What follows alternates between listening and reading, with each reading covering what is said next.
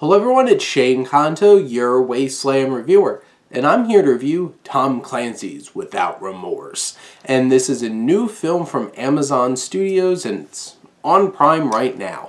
And this is picked up from Paramount during all COVID, so this is a big weekend for streaming services along with The Mitchells versus the Machines. And this obviously is based off of Tom Clancy's novel Without Remorse, based on John Kelly here, but I believe it's John Clarkson or something like that. And the book Rainbow Six is also based off of this character, and you have this story where John Clark, that's it, John Clark is a Navy SEAL, and he goes on basically a revenge mission after his wife and unborn child are murdered, along with a bunch of his team. And this film really rides and dies on on a couple of things here, and it's a bit of a mixed bag. You have director Stefano Sollima, who I thought was great doing Sicario Day of the Soldado. It wasn't Denis Villeneuve, but I thought it was really well done. Yet again, really well done here. How the action is staged in this film is in camera. You see it, it's intense, they build that tension and suspense throughout the film with great action, and it's well shot, well choreographed. You're really in it. It feels like Atomic Blondie, John Wick.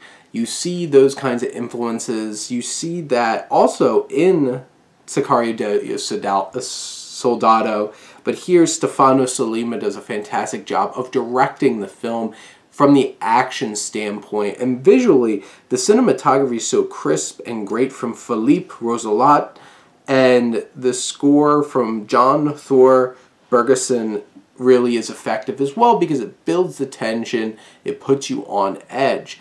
Now, there's some pacing issues when you're not in the thick of it.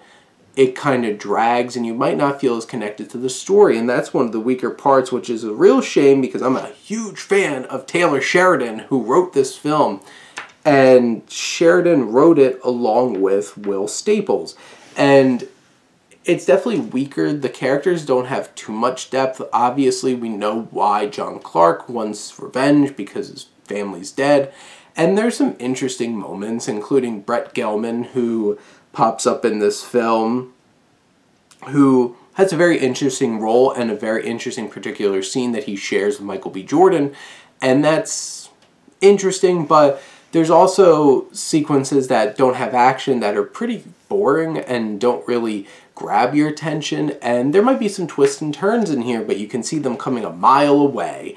And I called it the second I saw a particular actor in this movie, I'm just like, yep, they're going to betray them. It's been them all along, and I wish I was wrong. But I'm not going to say anymore because I don't want to spoil the movie. But you have this whole setup. The action really works. The music really works. Michael B. Jordan is off the charts, charismatic and intense, and just feeling it every moment. I bought into his performance, whether he's in immense pain from fighting, or loving his wife, or just passionate and angry and vengeful. You feel every ounce of that dripping from him. And then you have actors like Jamie Bell and Jodie Turner-Smith, who do really fine jobs in the roles that they're given. They don't have a whole lot of meat to them. Really, the main focus here is John Clark, and even him, besides his family being murdered and him basically pulling out all the stops to do basically anything, you don't really get to know too much about him. But throughout the film, there's some great action set pieces, but the issue is the story's way too predictable and just kind of there, like you could see it coming a mile away, and they don't spend as much time developing depth of characters or stories, so that kind of brings it down. But if you're really focusing specifically on the craftsmanship of how it's put together, the cinematography and the direction from Stefano Sollima, and you love the action, which there is great action here, and you really loved Michael B. Jordan, this might be something that you want to go check out, and it's on Prime right now. If you have Prime, you have this. And I feel like in the end, this film from Tom Clancy's writing, Without Remorse, feels like really technically done well film that just lacks that story punch, that character punch, besides some low-hanging fruit and manipulative things, because of course you're going to root for a guy his wife and unborn child were murdered. So at that point it's just like you do care about him, but not from like a understanding them as a person kind of thing. It's just he has this motivation.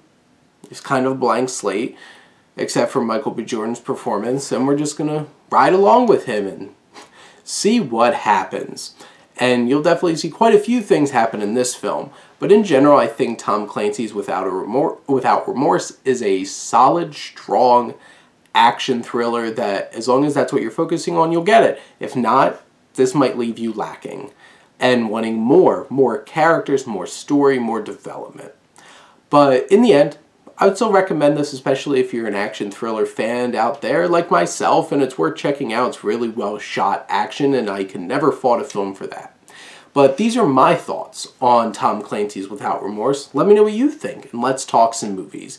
But thank you as always for tuning in and supporting your Wasteland reviewer.